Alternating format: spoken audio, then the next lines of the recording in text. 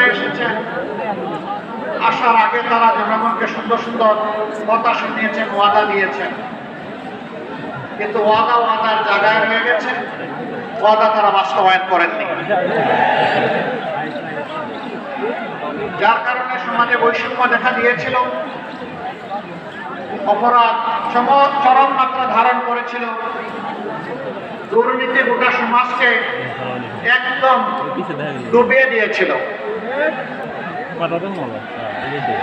এর বিরুদ্ধে আমাদের যুব সমাজ ফুঁসে উঠেছিল একটা মাত্র স্লোগান, উই ওয়ান্ট জাস্টিস।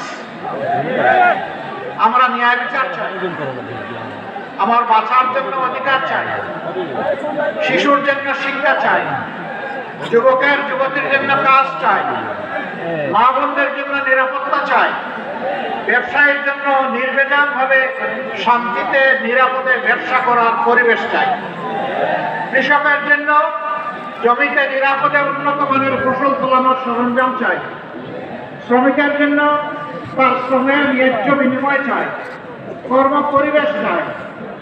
এই সব কিছু ছিল উই ওয়ান্ট জাস্টিস। আমরা ন্যায় বিচার চাই। বাংলাদেশ জামাতে ইসলামের সবচেয়ে বড় মুসলিম সংগঠন বাংলাদেশে।